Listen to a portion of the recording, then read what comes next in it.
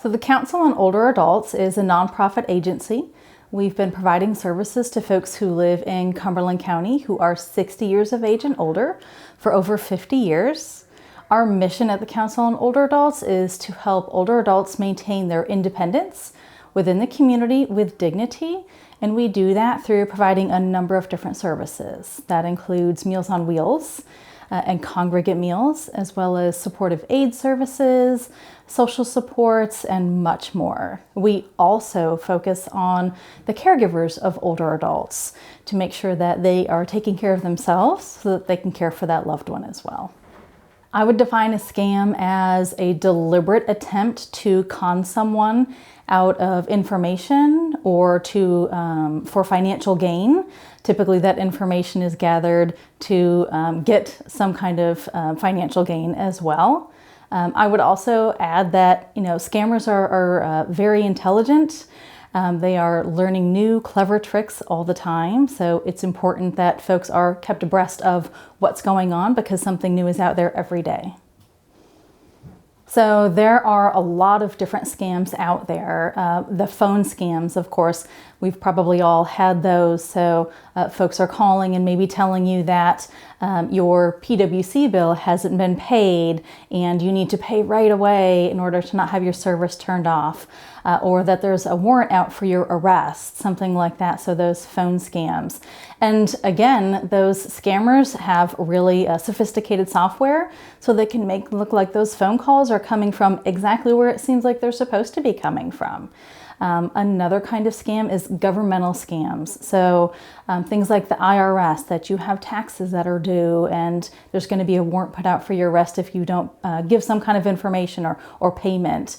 Also Medicare and Social Security scams. So especially our older adults, they're relying on that for their medical care and to be able to pay all of their bills and live every day. So they are scared. Those scammers are using that fear of how am I going to be able to continue to live every day. So those governmental scams are really big.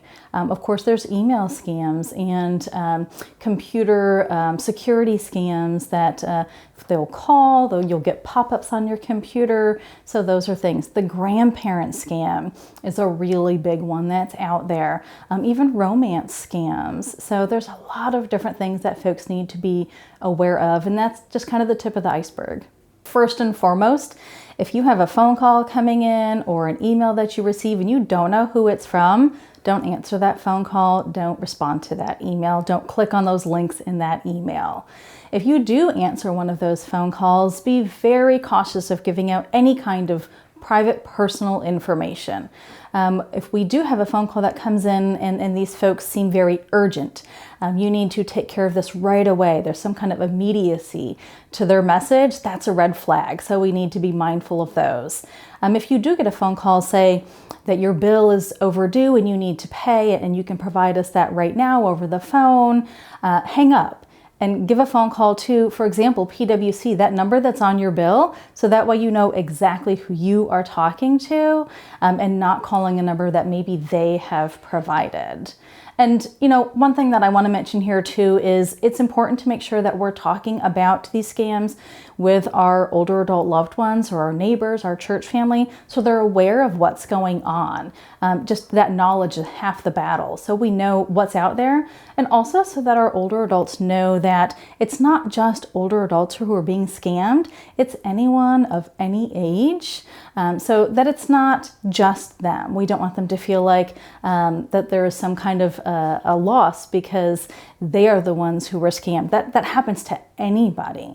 My best tip is to hang up. If somebody calls and says that you owe something, hang up and reach out to a number that you have, that you can verify is that person, and be very careful of that information that you're sharing.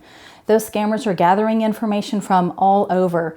Simple things like going through mail and trash up to searching you out on the web. If grandma puts a picture up on her social media that says, I'm so proud of Johnny that he's purchased this brand new car, they're gathering that information, and that's tons of information for the perfect grandparent scam. So be very cautious of the information that you put out there. Be very cautious of the information that you're providing, and make sure that you know who you're talking to.